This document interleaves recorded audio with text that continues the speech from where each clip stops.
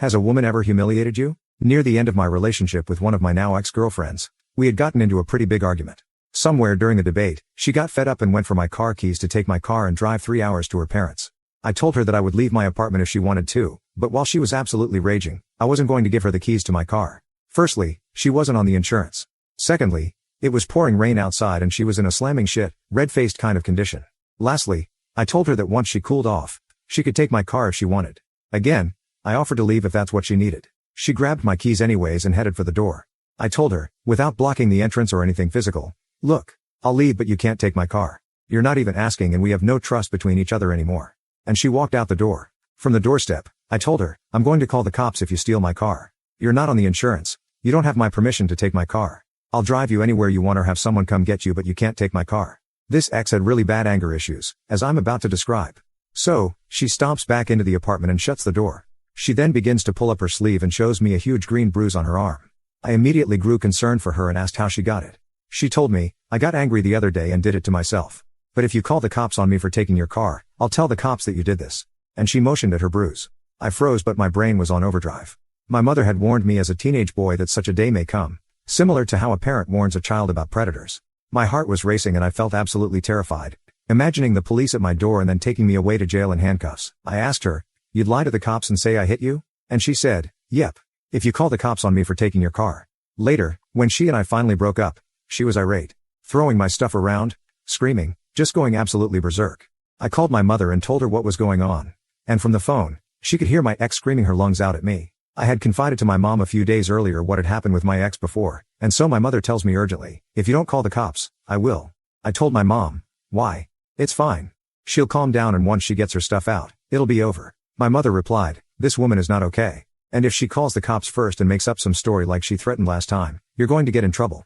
So, I called the police. When the two officers arrived, one went to talk to her and the other to me. After telling him that I was essentially calling them in the hopes that maybe they could help calm her down and also provide me a little security that, here I was, trying to keep things civil. Do you know what happened? The following is essentially the conversation I had outside of the apartment with the officer who had originally interviewed me. "Officer, do you have anywhere that you can go?" Me, "Not really. As you might be able to tell from my eyes, I have a viral infection. The ophthalmologist I saw yesterday told me I shouldn't be driving because of my vision." Officer, "What about a friend that can come pick you up?"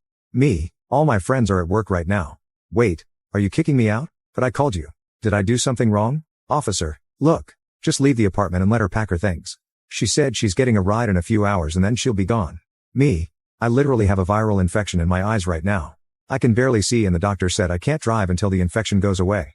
Why do I have to leave my apartment?" Officer, "Oh, I'm not saying you have to leave. I'm saying that if we get another call from one of you, or the neighbors because your girlfriend is yelling, and I have to show up here again, you're probably gonna be the one spending the night in jail. Just saying, that's the way it is." I had to ask a friend who was 30 minutes away to come to interrupt their work time to assist me as a third party while I got some of my essentials out of the apartment before I left for the day. Furthermore, I had to leave my home unattended to her.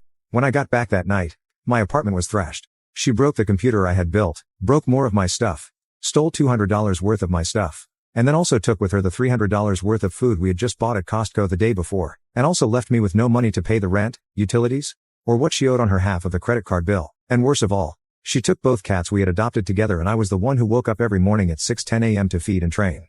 I had called several lawyers and even paid for one consultation but each one told me the same thing. Take it to small claims court, probably won't get anything but the money she owed on the bills but I definitely wouldn't get the cats back because at best, the judge will split them up and or one of you pays the other in adoption fees. She'll most likely end up with the cats unless you're ready to spend a lot of money on court fees they said. At worst, I probably wouldn't get them at all because a judge would believe her word over mine because she's a female and so all she'd have to say is that I let her take them.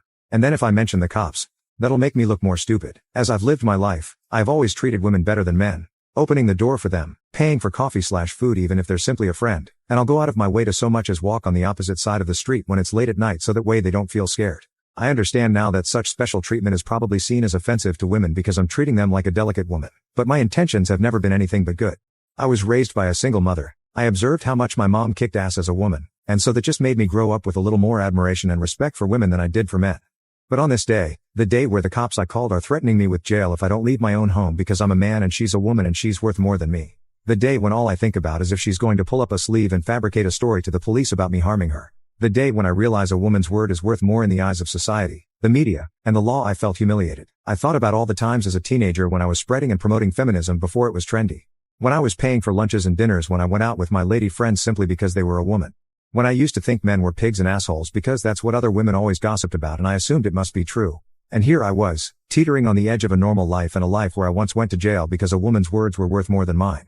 And then it got worse. She had caused a great deal of drama when we both worked and quit. Her boss had heard about what happened, and I was let go the next day due to poor performance, despite my contract being extended 3 times, getting a Christmas bonus as an intern, and getting a $2,100 annual raise that I didn't even ask for. Due to close connections to people there, I'd later come to learn that I was let go because she was too high risk. Management and/or HR were concerned that she'd come back to bite them with some sexual harassment scandal. To this day, I still feel humiliated. I am too paranoid to be in a room alone with a woman. I'll still do it, but it always crosses my mind that there's a possibility that she could send me to jail for at least the night simply if she wanted to. Yesterday, a friend on Facebook posted a video of women ranting about the prejudices of casting calls in women.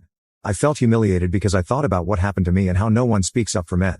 At all. Ever. Everywhere I turn, it's on Facebook, the news, the radio, conversations among friends, in the movies, and on every website women are suffering and men are typically the cause of.